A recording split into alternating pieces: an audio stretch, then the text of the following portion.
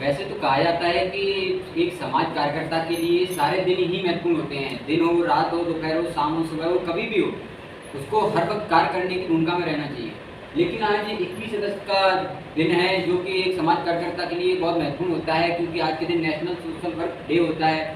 तो इसी उपलक्ष्य में मैं टीम श्वेत का एक सदस्य जय कुमार शर्मा आपके सामने एक महत्वपूर्ण मुद्दा है जिसको लेकर आया हूँ। इस पर अपने कुछ विचार भी रखूँगा और आप लोगों के सामने, बाकी आप लोग देखिएगा कि मैं अपनी बात आप लोगों तक पहुंचा पाया हूं या नहीं। तो ऐसा ही एक मुद्दा है वेश्यावृत्ति, जिसको इंग्लिश में प्रोस्टिट्यूशन कहा जाता है।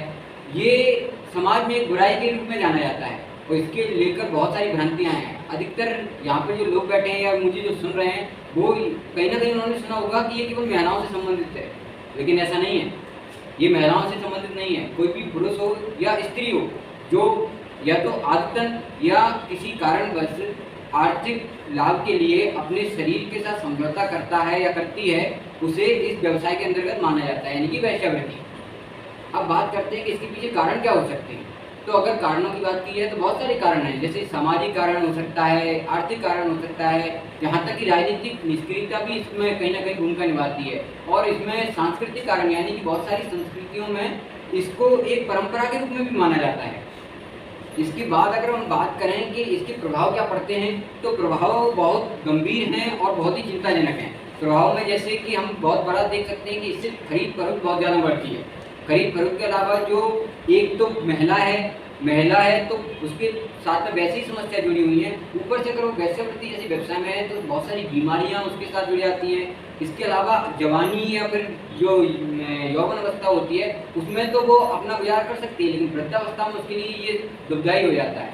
उसके अलावा अगर हम बात करें तो शिक्षा का स्तर ज़्यादातर देखा गया है कि जो इन एरिया होते हैं जिनको रेड लाइट एरिया बोलते हैं, इन एरिया में शिक्षा का स्तर बहुत ही निम्न होता है, ना के बराबर होता है।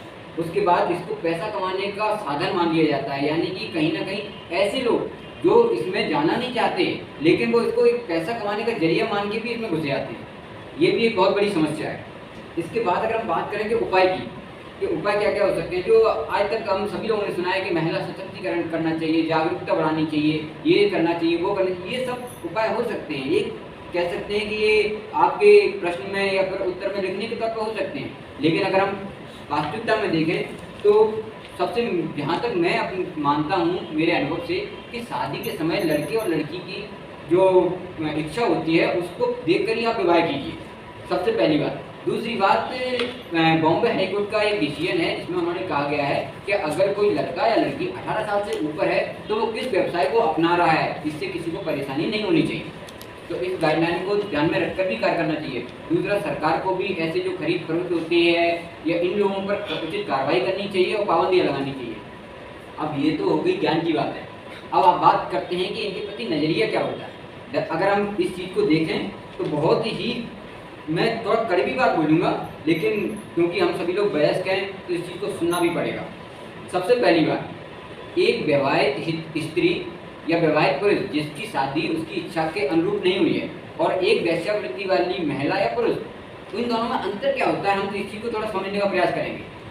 विवाहित स्त्री या पुरुष है, उसमें उसको क्या करना पड़ता है, तन और मन दोनों का सौदा करना पड़ता है। लेकिन अगर वेश्यावृत्ति में है तो उसको केवल और केवल तन का सौदा करना पड़ता है। जरा सोच के देखिए, आपको ये बात भद्दी लगेगी मुझे पता है, लेकिन इस चीज़ को सोचिए क्या होता है विवाह के बाद। एक यही है ना, एक ठेकेदार बन गया जो जिंदगी भर का, उसने एक बार को ठेका ले लिया और वो चलता आ रहा है विवाह में। वेश्यावृत्ति में क्या होता है, रोजंदारी, यही है ना।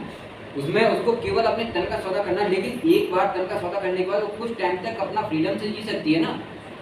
और विवाह में क्या होता है, क्या चाहिए, सामाजिक सुरक्षा चाहिए, आर्थिक सुरक्षा चाहिए, इसके लिए वो इस चीज़ को अपनाती है। तो कहीं ना कहीं, और समाजशास्त्रियों का मानना भी है कि अगर विवाह व्यवस्था टिकी है तो उसका कारण समाज में वेश्यावृत्ति का होना है। वेश्यावृत्ति और विवाह व्यवस्था ये दोनों विरोधाभासी नहीं, एक दूसरे के पर्याय हैं। इस चीज़ को समझने की कोशिश की जाए। दूसरी बात, हम बात करें कि अब ये अच्छी है बुरी है, तो इसको अपने अपने नज़रियों से सभी ने देखा है, ये अच्छी भी है बुरी भी है। बुरी किस नज़रिए से, बुरी इस नज़रिए से है कि जो लोग इसमें शामिल नहीं होना चाहते, उनको जो ठेकेदार होते हैं या जो खरीद फरोख्त करने वाले होते हैं, वो कहीं ना कहीं ज़बरदस्ती इनको इसमें शामिल कर देते हैं। दूसरा, इनके प्रति आज तक न तो कोई राइट है न कुछ है, यहाँ तक कि एक चक्र भी चलता है, जो मतलब कानून के रखवाले हैं या फिर कहीं ना कहीं जो कानून व्यवस्था में है उन वो भी इसमें कहीं ना कहीं संलिप्त होते हैं। कहा जाता है, एक इसके मामले में कहावत भी है कि शहर की एक कवायद ने अपनी जीवनी का लिखने को उतर आई, शहर के सारे शरीफ लोग आत्महत्या पर उतर गए। तो ये एक चीज़ दर्शाती है कि अगर इस चीज़ में कोई जुड़ रहा है, यहाँ तक कि हम और तो और छोड़िए, दिल्ली में जैसे बहुत जो सम्रांत नगर हैं वहाँ पर ये चीज़ आदतन चलती है, मतलब शौकियाना तौर पर चलता है, जबकि उनको इस चीज़ की ज़रूरत नहीं है। और इसमें ये भी होता है कि बीमारियाँ फैलने की भी बहुत मतलब समस्या रहती है। तो इस चीज़ को हमको और एक सोशल वर्कर के तौर पर इस चीज़ में थोड़ा अवेयरनेस लानी चाहिए कि अगर कोई अपने इच्छा के अनुरूप कर रहा है और वो 18 साल से ऊपर है तो उसको ये चॉइस है, क्योंकि हाई कोर्ट का और सुप्रीम कोर्ट का यही मानना है। लेकिन अगर कोई मजबूरी में कर रहा है तो इस चीज़ को दूर किया जाए। दूसरा, इनके प्रति जो शिक्षा का स्तर है वो बढ़ाया जाए और इनमें जो बीमारियां फैलती हैं उसके स्तर पर भी काम की जाए। इसमें सरकार को भी थोड़ा भागीदारी करनी चाहिए, उन्हें ऐसे कानून बनाने चाहिए जो इसमें कहीं ना कहीं भूमिका निभा सकें। बाकी आप लोग खुद इस चीज़ को सक्षम है कि इस चीज़ में जाके जन जागरूकता फैलाएं। धन्यवाद।